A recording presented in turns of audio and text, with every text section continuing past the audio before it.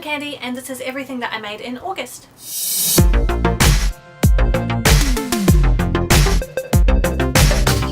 Hey guys, this is Future Candy coming at you with a bit of an explanation. Yes, you did hear me right in that introduction. This is my mix from August. It is now mid-October, so this is somewhat delayed.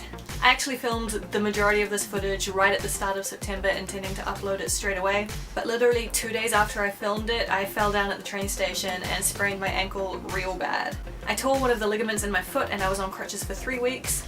I was a total wuss about it because this is the worst injury I've ever had. I've never broken a bone or anything. So I spent a few weeks feeling really sorry for myself. And as a result, I couldn't film the last little try-on clip, and I really didn't want to upload the video without that. I did consider refilming the whole thing just for continuity's sake, but there's a really cute little cameo right at the end of this, and I hope you'll stick around for it.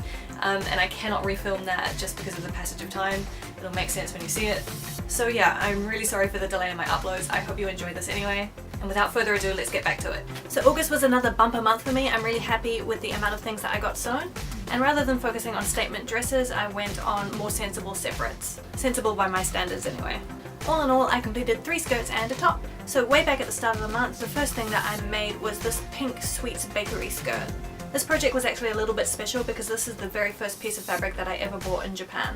I bought it before I even had a sewing machine and I became a little bit irrationally attached to this piece of fabric. I'm sure you've all been there. But now 3 years later, I'd finally committed to what I wanted to make.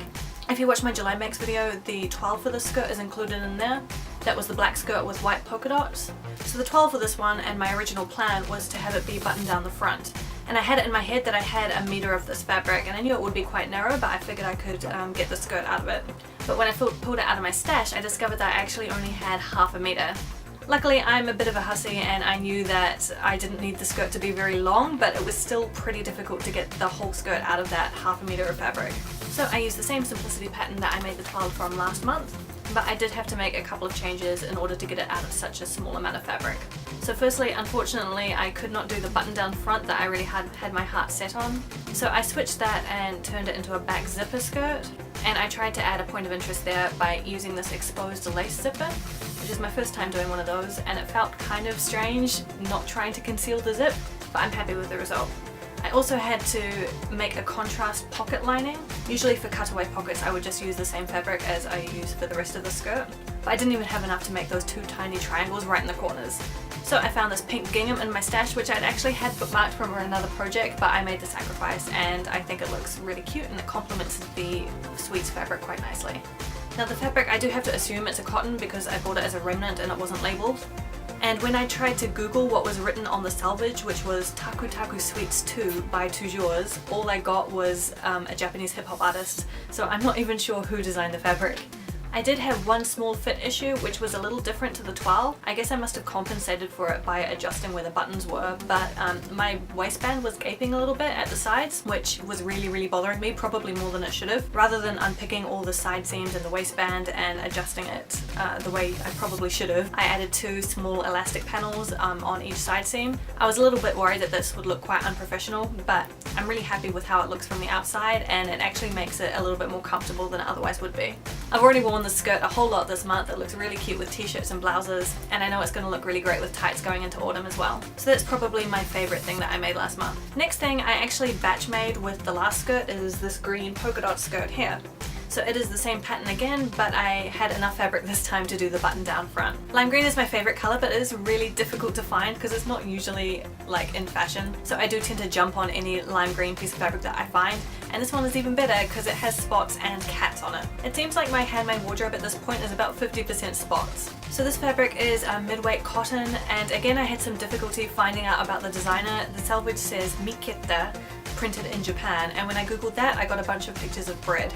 So all in all, I haven't had much luck researching fabrics this month. On this one I made absolutely no changes to the toile. It is identical to the black and white spotty one. I guess the biggest difference is that this one is obviously a little bit less versatile, being such a loud colour. So it's definitely reserved for days where I really want to stand out. I have quite a bit of fabric left over, so I'm considering making like a little crop top or something to make a 2-piece set out of this. And I have actually cut out fabric strips to make suspenders for this skirt as well, just to make it a little bit different to the other 2 that I've already made. Alright, the last skirt that I made was this net heart skirt right on the end here. So this fabric I actually stumbled across in the like curtain and upholstery section of my fabric shop. It's not somewhere that I usually look, but this stuff caught my eye on the way past, and it was on the sale table, so it had to come home with me. So it is a polyester knit tulle, and it's covered in tiny embroidered hearts in pink and white. I didn't want to do something too involved with this because it's a little bit slippery and it's not really the nicest feeling of fabric, seeing as it was intended to be a curtain. So I just made a simple gathered waistband long midi length skirt. Rather than lining the skirt, I've made a slip to go underneath it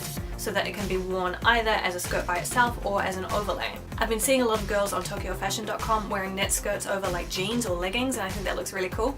So by making a slip rather than a lining, I've got the versatility to be able to do that as well. So the construction is pretty simple. I didn't use a pattern for this one at all. It's just got a flat waistband on the front and gathered elastic at the back. It's pretty comfortable and it was really quick to whip up, which is always good. Alright, the last thing I actually made on the 31st of August just so I could include it in this video.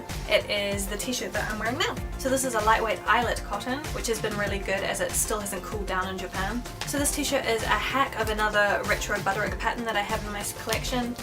This is Fast and Easy Classics 5487. And this one's from 1998. So I measured the total amount of the waistline and the gathered portion is 1.5 times that. I didn't want it to be too poofy. I figured double that measurement would probably stick out quite a lot because it is a fairly stiff fabric. The other adjustment I made to this pattern was to do bias tape around the neckline rather than the suggested facing. That was because as the fabric is see-through, I didn't want to see the facing right through the front of the shirt, and also because I just like using bias tape. So there's a single button closure and back slit opening at the back of the neck of this top, and I used bias tape to finish that off as well, and I think the finish looks really neat and nice, so if anyone would like a tutorial on how I did that, then please let me know. Likewise, if you're interested on how I added a gathered hem to the bottom of a regular woven t-shirt pattern, then please let me know and I'll make a video on that. So that's it for my makes in August. I didn't have any fails this month, which is really nice, and I've been wearing all of them a lot, which is a really good feeling.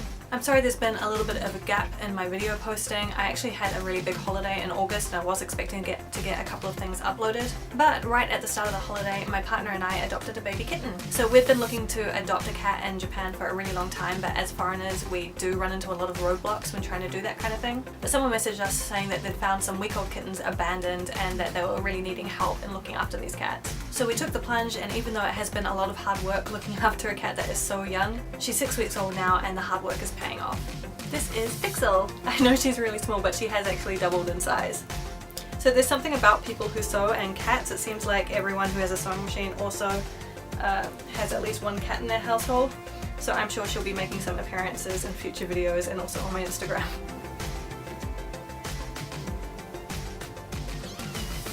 Yeah. Meow. She's eating your hair. Yeah, she's eating my hair. That's cool. For sewing progress photos and daily outfits, head on over to my Instagram and follow me there. Thank you so much for watching, and I'll see you in the next video. Bye!